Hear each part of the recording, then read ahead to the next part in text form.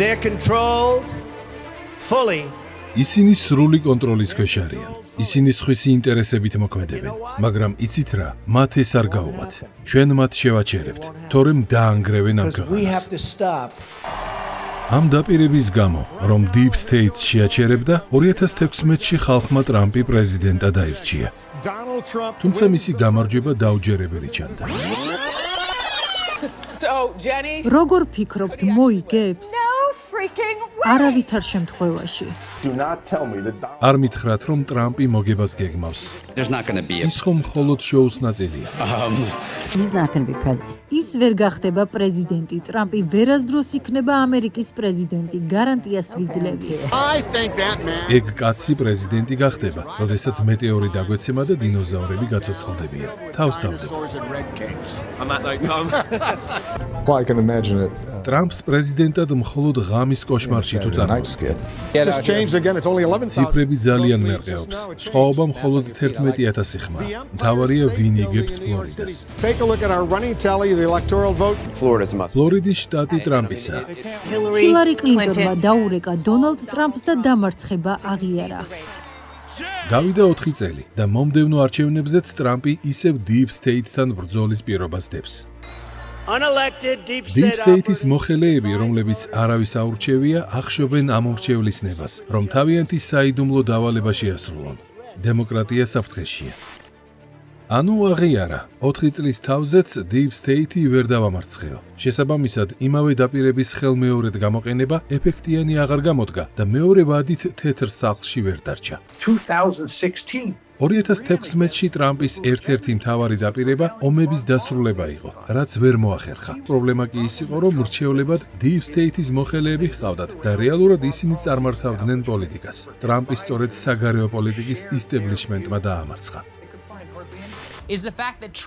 ტრამპმა მრჩევლებად დაისვა ნიკი ჰეილი, ჯეკ ბოლტონი, მაიკ პომპეო და კიდევ 10 სხვა ნეოკონსერვატორი. ომის პარტიის რჩეული მოხელეები და მათი მითითებით მოქმედებდა.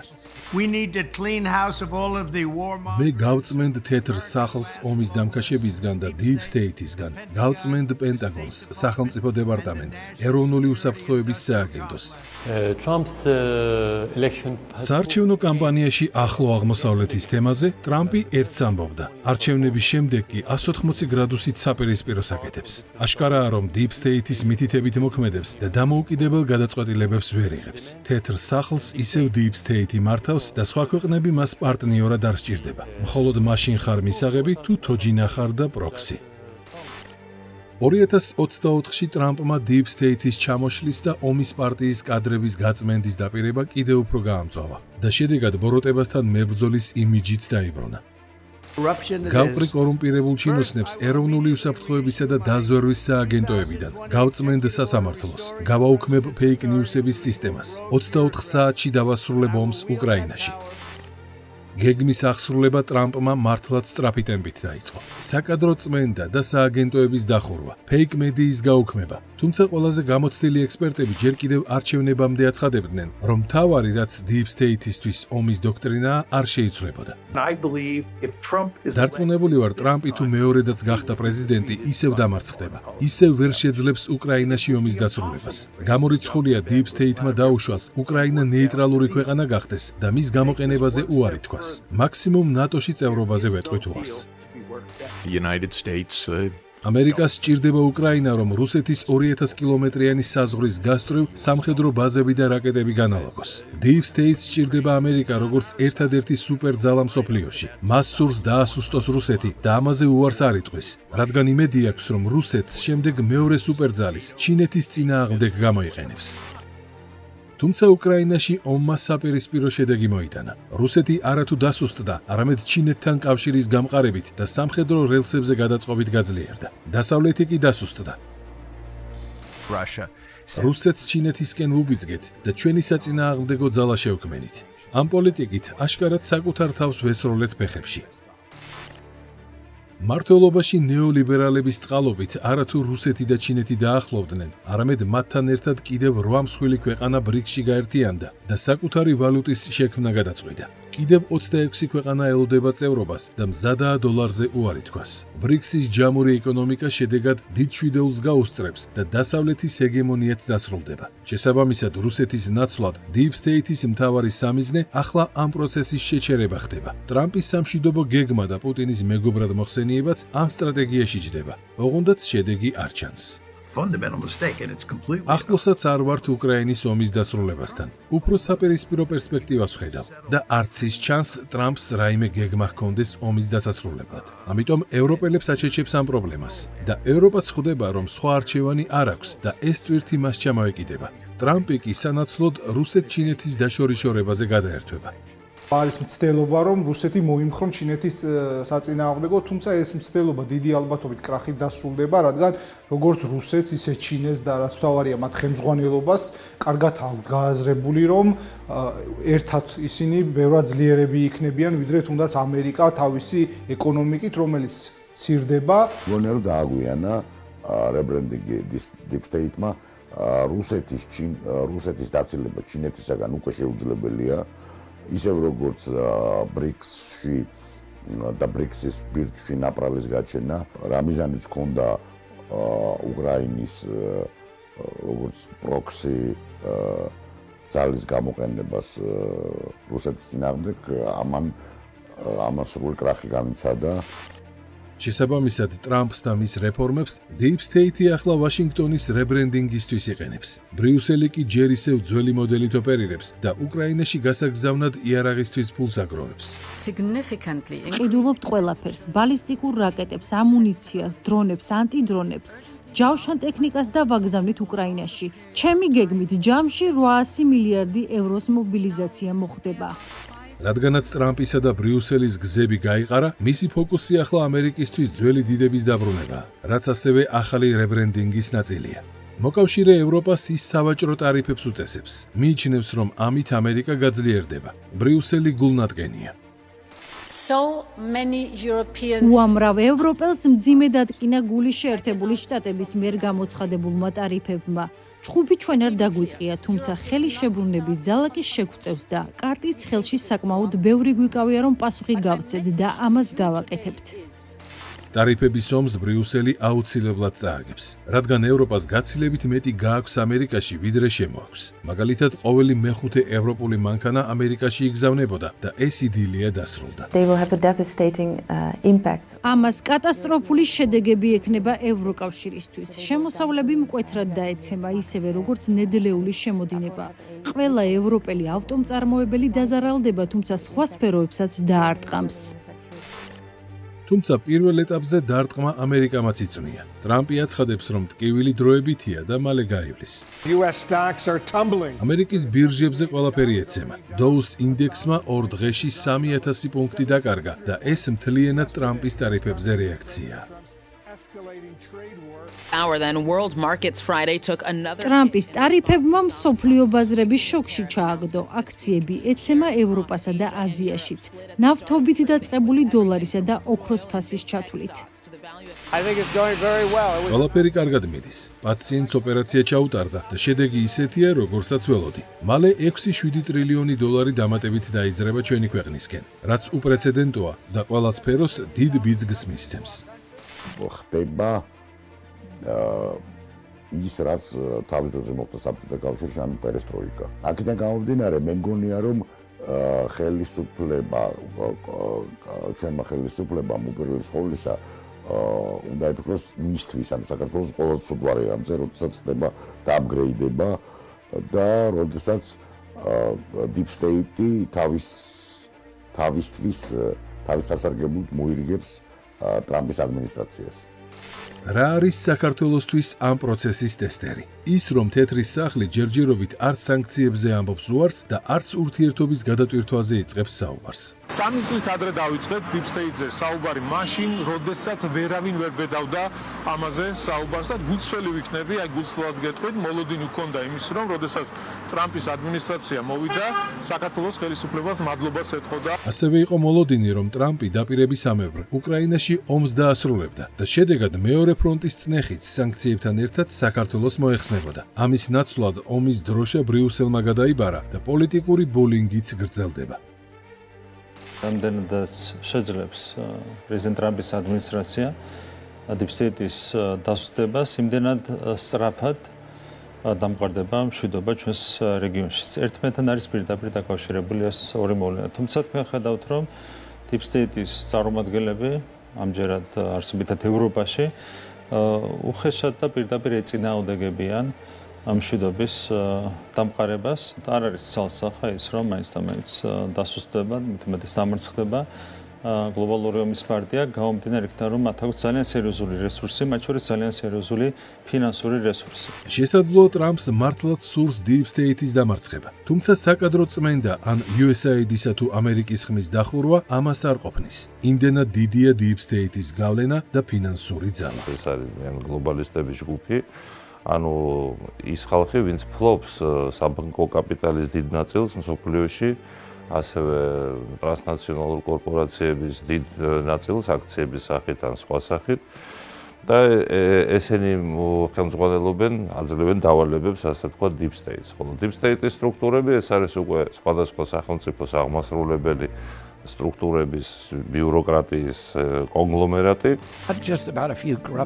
Deep State-ი უზარმაზარი კორუმპირებული სისტემაა, რომელიც მოიცავს ფედერალურ სააგენტოებს, ლობისტურ, კვლევით თუ საექსპერტო ჯგუფებს, ასევე აკადემიურ წრეებსა და მედიას. მათ როგორც თოჯინებს ფინანსური კორპორაციები მართავენ, ხოლო ამ კორპორაციათა მფლობელები ადგენენ მსოფლიო დღის წესრიგს.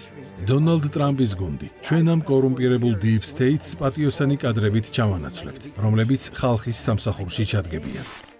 ანუ ტრამპი და მისი გუნდი ახლა სწორედ Deep State-ს, ანუ კორუმპირებულ ბიუროკრატიას უპირისპირდება, რომელიც ჩანაცვლებადია, მათ შორის იმავე ტრამპის გუნდით. ხოლო ის ფინანსური ჯგუფი, რომელსაც ეს ბიუროკრატია ემსახურება, ჩანაცვლებადი არ არის. მის ხელშია მსოფლიოს ყველაზე მსხვილი კორპორაციები, როგორიცაა BlackRock, Vanguard, State Street, ჯამში 22 ტრილიონის აქტივებით, რაც ამერიკის მთლიან ეკონომიკას უტოლდება. Vanguard, BlackRock, სხვა მეგაკორპორაციები ყველგან და ყველა სფეროში არიან. მათ ხელშია მსოფლიო საბანკო სექტორი, სამხედრო-სამრეწველო კომპლექსი, საერთაშორისო სავალუტო ფონდი, მსოფლიო ბანკი, მსოფლიო ჯანდაცვის ორგანიზაცია, ამერიკის სარეზერვო ფონდი. ამ კორპორაციების მფლობელი რამდენიმე ოჯახია და ნახევარი მსოფლიო მათ ხელშია. შესაბამისად, Deep State-ის დამარცხება მისი შემადგენლობის გამოცვლას უფრო ნიშნავს, ვიდრე მის უკან მდგარი ტრილიონერი ოჯახების. აი რას ამბობდა ტრამპის არჩევამდე ლარი ფინკი, BlackRock-ის მმართველი და შესაბამისად Deep State-ის ფინანსური პატრონი.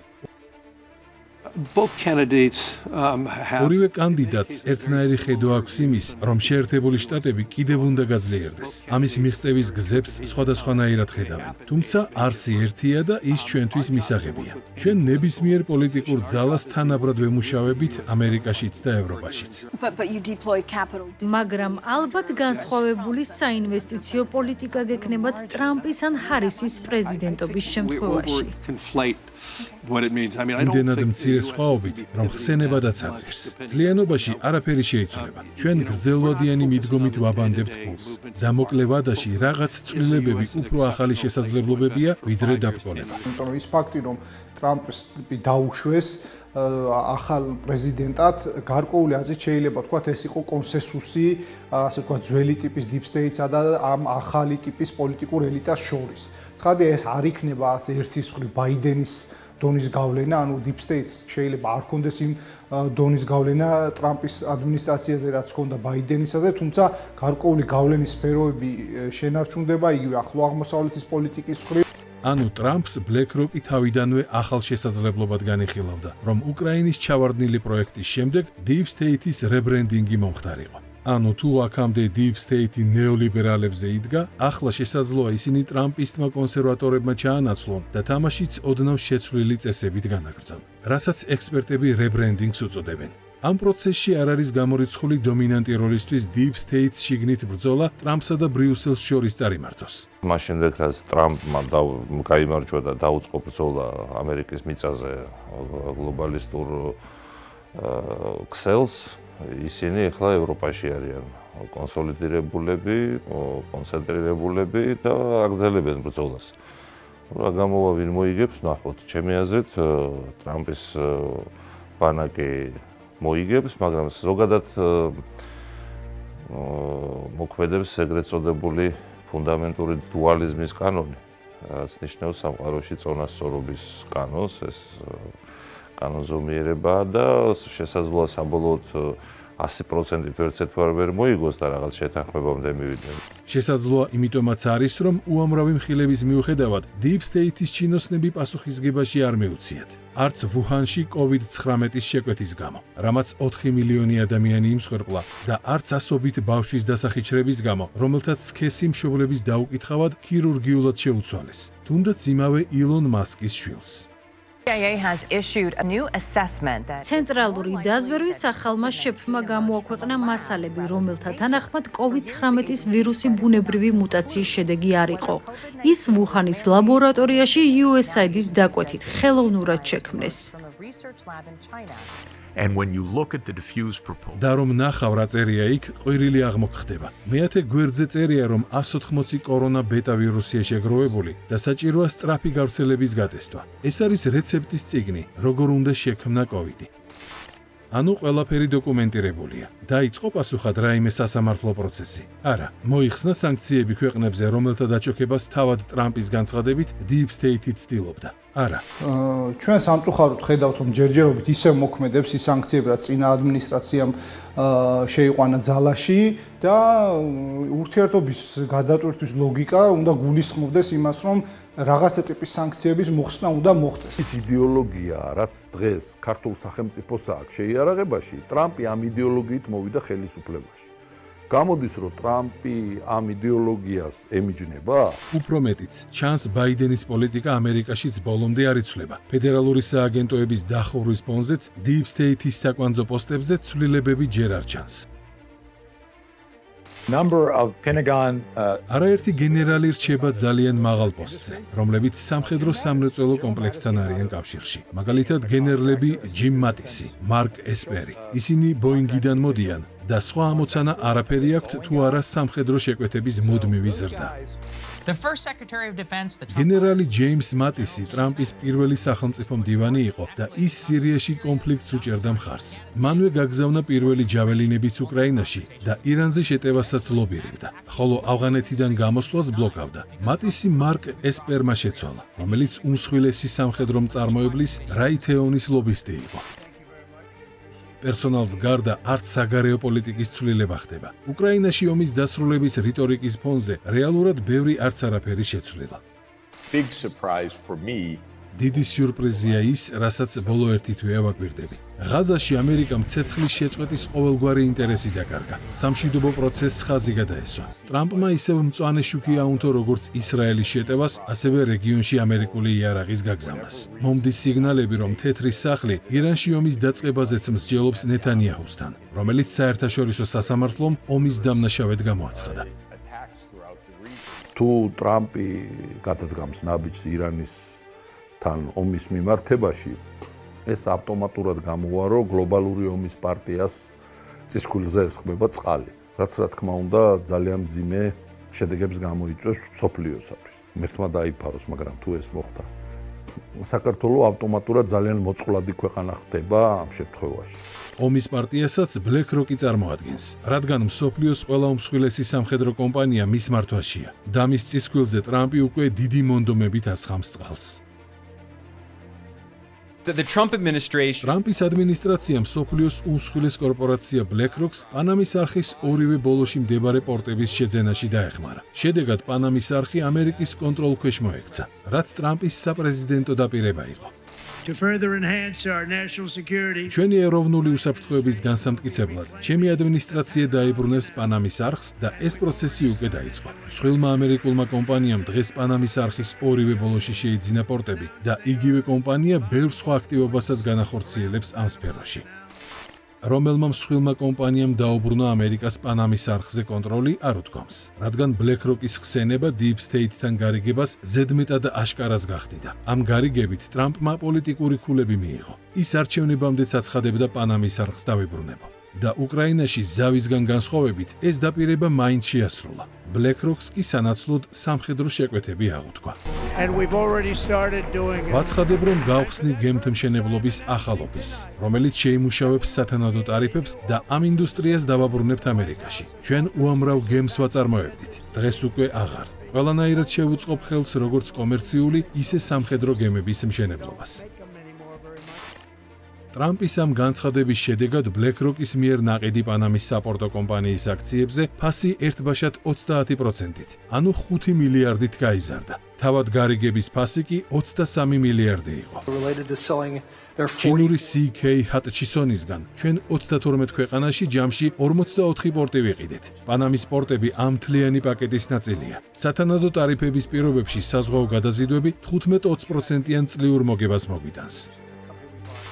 ლარი ფინკი მედიასთან საუბარს არასდროს ერიდებოდა. თუმცა შედგა თუ არა ტრამპთან გარიგება, ამ კითხვაზე პასუხის გაცემას მოერიდა. არც კი უთქვამს და არც არა. How is Donald Trump? ბატონო ლარი, ესაუბრეთ დონალდ ტრამპს მას შემდეგ, რაც პრეზიდენტი გახდა. Why are you რატომ running away გაურბიხართ from მარტივ კითხვას? უბრალოდ გითხარით, ელაპარაკეთ უკვე პრეზიდენტ ტრამპს. Which makes more money for რა you? უფრო მომგებიანია თქვენთვის, ომი თუ ომის დასრულება უკრაინაში? ბატონო ფინკ, ფოტო Am I გადამიღეთ. supposed to be scared? Is that a threat, Mr. Fink? BlackRock-ის კომპანიები უკრაინაში იარაღის მთავარი მიმწოდებელია და მასვე აქვს ექსკლუზივი ომის შემდეგ უკრაინის აღდგენაზე. ჟურნალისტების კითხვაც ამას ეხებოდა. როგორ ფიქრობთ, ვის ეკუთვნის იარაღის ყველა ის კომპანია, რომელთაც უკრაინის შეიარაღება შეუკვეთეს? დიახ, BlackRock-ს. და ვის ხელში გადავა ომის შემდეგ უკრაინის ბუნებრივი რესურსები? დიახ, BlackRock-ის.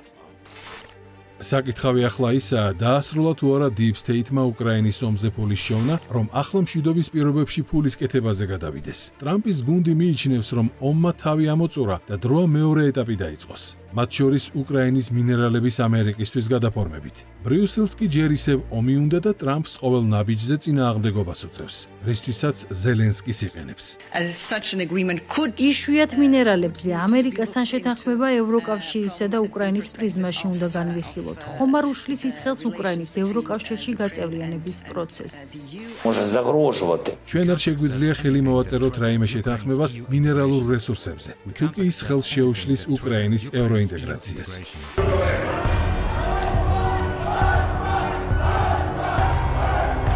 ზელენსკის რადაში ბოიკოტს უწყობენ და დიქტატორის დამყარებაში ადანაშაულებენ. მისი შეცვლის საჭიროებაზე ტრამპიც საუბრობს. თუმცა მას ზელენსკის მხარდამჭერ აქციებს სახლში, ამერიკაში უწყობენ. ტრამპმა არ უნდა გაბედოს პრეზიდენტ ზელენსკის ბულინგი, ის აბსოლუტური გმირია. ტრამპი თავიდან აცხადებდა, რომ ნატოსგან გვერდზე გადგებოდა. იყო საუბარი იმაზეც, რომ ევროპიდან ამერიკულ ბაზებს და 100,000-მდე ჯარისკაცსაც გაიყვანდა. ეგონა ამით უკრაინაში ომის დამქაშებს წყალს გადაუწურავდა. NATO you can forget about. ნატო შეგიძლიათ საერთოდ დაივიწყოთ. ფიქრობ, სწორედ ის იყო მთავარი მიზეზი, რის გამოც უკრაინაში ომი დაიწყო. ამის პასუხად ბრიუსელმა სამხედრო კომპლექსის შექმნა ნატოს გარეთ, ევროკავშირის ბაზაზე გადაწყვიტა. ევროპის უსაფრთხოების წესრიგი შეირყა და ჩვენი ილუზიები დაიმსხვრა. ბევრს ეგონა, რომ ამერიკა მუდმივად დაგვიცავდა. შესაბამისად, ჩვენი სამხედრო ხარჯები გავანახევრეთ, თუმცა ილუზიების დრო დასრულდა. ჩვენ დღესვე უნდა გავაძლიეროთ შეიარაღება. ამას უკრაინაში შექმნილი ვითარება გვკარნახობს. სასწრაფოდ უნდა გავზარდოთ უკრაინის შეიარაღება და მას უსაფრთხოების გარანტიად დავუდგეთ. რატომ არ საუბრობენ მეთქი ნატოს გაძლიერებაზე და რაღაც თუ საჭიროა ნატოს რეფორმაზე, ნატოს გინდა სტრუქტურულ, გინდა სხვა ხარისხობრივ გაუმჯობესებაზე და რატომ არის საუბარი ნატოს პარალელურად ევროკავშირის მილიტარიზაციას, ხო? ხო და აი აქ ხედავ მე რაღაც გარკვეული ძალების გავლენას. პასუხად ტრამპი ნატოს უბრუნდება და ცდილობს სადავეები ხელში ისევ აიღოს. შეერთებული შტატები იგივე ნატოა და ისეთივე აქტიურია, როგორც ყოველთვის. ის ისტერიკა, რასაც ვხედავთ ამ თემაზე მედიაში, სიცრუეა. ტრამპმა მკაფიოდ განაცხადა, რომ ამერიკა რჩება ნატოში. ევროპის შუაგულში მიმდინარე ომი აშკარად გვაჩვენებს, რომ ძლიერი ძალა აუცილებელია. ჩვენ უნდა გავზარდოთ სამხედრო ხარჯები. არადა ნატო როგორც გლობალიზაციის სიმბოლო ტრამპის პოლიტიკაში არ ჯდება. ტრამპი გლობალიზმს უპირისპირდება, თუმცა ჩანს სხვა გამოსავალი არ რჩება. ან ციხის შიგნიდან გატეხვის იმედი აქვს, ან თავად გატეხეს. ფაქტია, რომ Deep State-ი ორად არის გაყოფილი და ეს საქართველოზე ახლა უკვე ორმაგი წნეხის საფრთხეა. გლობალიზმი, როგორც იდეოლოგია არსად არ წასულა და განსაკუთრებით ძლიერია ის ახლა ევროპაში, ევროპის აი ნაწილში, რომელიც შეიძლება გავაიგივოთ ბრიუსელთან და აქედან გამომდინარე, სწორედ აქედან გაიხსნას ეს დაპირისპირებები Deep States ერთი მხრივ და მეორე მხრივ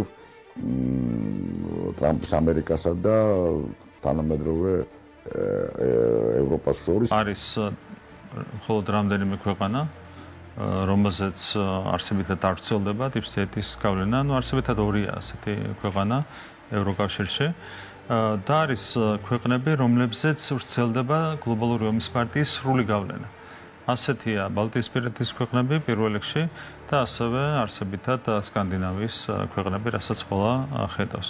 ზედა თუ ტრამპი ამბობს, რომ რაღაცა ტიპის სუვერენიტეტს პატივსცემს, საქართველოს ასე ვთქვათ, ის საქართველო არ შედის ამერიკის ეკონომიკურ საფრთხეთა შორის, როგორც ვთქვათ, ჩინეთი ან თუნდაც დასუსტებული ევროკავშირია.